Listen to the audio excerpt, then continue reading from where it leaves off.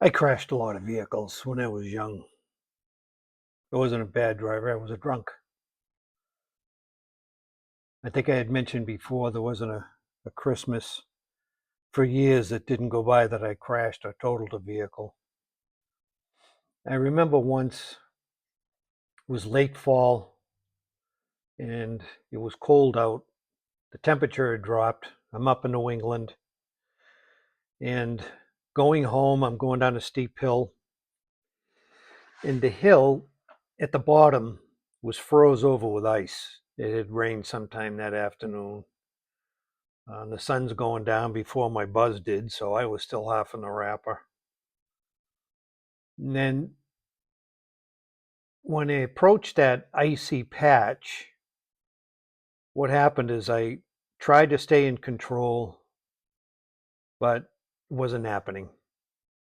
By the time I get to the bottom of the road, it was a main street. The main street was only 2 lanes. That was the main street in this little town. And at the end of it was a library.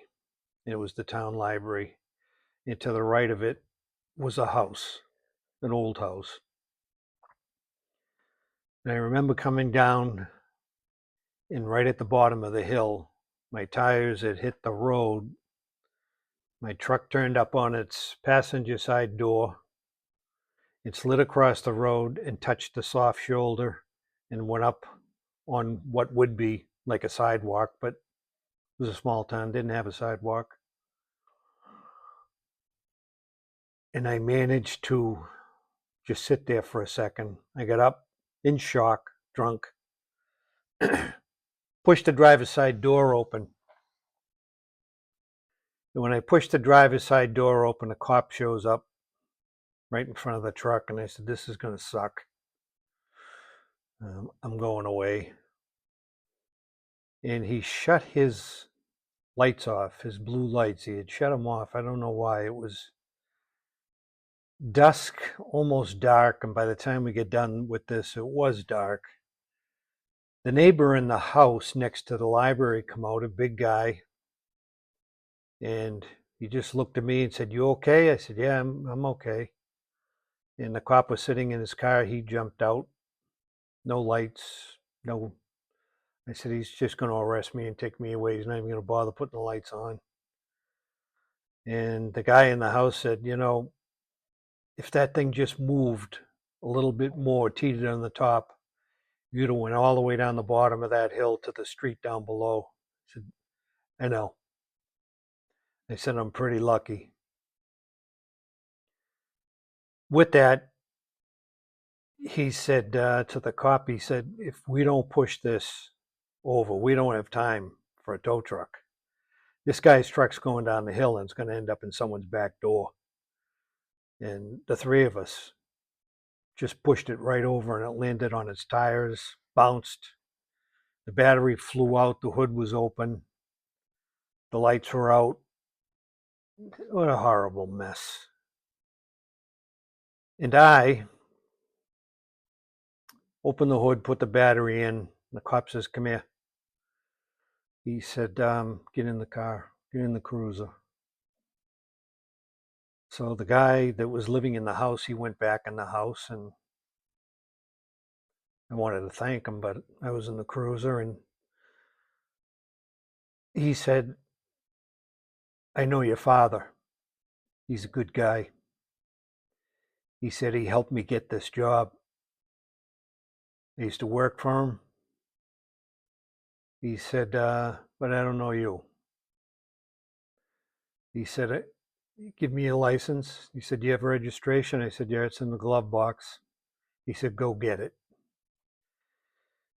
And I remember in those days, a registration was an 8.5 by 11 piece of yellow paper. They didn't even have cardboard registrations. And the day before that, myself and my friend Mike, we took the paper, we ripped it in half. We were sitting in his Camaro. He just got a bag of weed. And we ripped it up into 3 or 4 pieces, and we rolled 3 fat joints. He gave me one.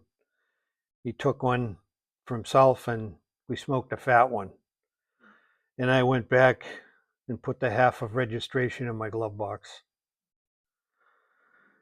I wasn't going to tell the cop we smoked it, but I'll never forget that. Anyway, the cop says, all right, I got to write this up. And he wrote up something about, I don't know, he gave me a misdemeanor pay. I don't remember what it was. It was too long ago. And I was young.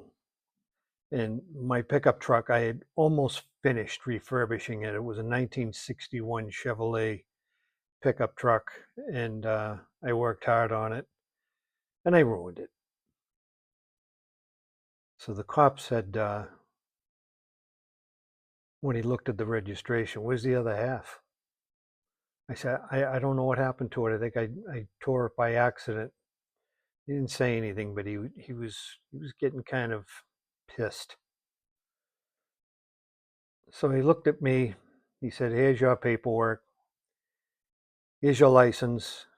And he said, "I want you to go to the registry tomorrow and get a new effing registration. And I don't ever, ever want to see you again. You're one lucky man." With that, I was happy I got out. Made sure the battery was in right, and I just wanted to get out of there in a hurry. So the whole side of my truck was destroyed. I was heartbroken. I got away, went home. Can't believe that I went through another jackpot and got out of this one.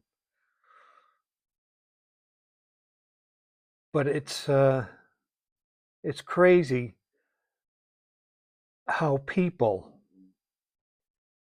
will enable you instead of helping you by turning you in, let you feel the pain, do it instead of letting them go. I'm thankful he let me go. But I think about all the times and all the jackpots that I got in and people stuck up for me. That doesn't really help you. So count your blessings if someone's doing that. But at the same time, you have to know that your day's going to come. It did for me. Anyway, what I'd like to say today is I'm going to come up with a story every week. It's not a story, this is my life. This is the way I lived. I'm lucky to be 70 years old. And I'm going to put it out on Sunday mornings and have coffee with you in the morning. That's what I do anyways. I'm an addict. So instead of taking pills or alcohol or anything else, I drink 4 or 5 cups of coffee in the morning. My doctor says I'm dehydrated, and I know why. Anyway, thanks for listening. See you next Sunday. Coffee with Larry.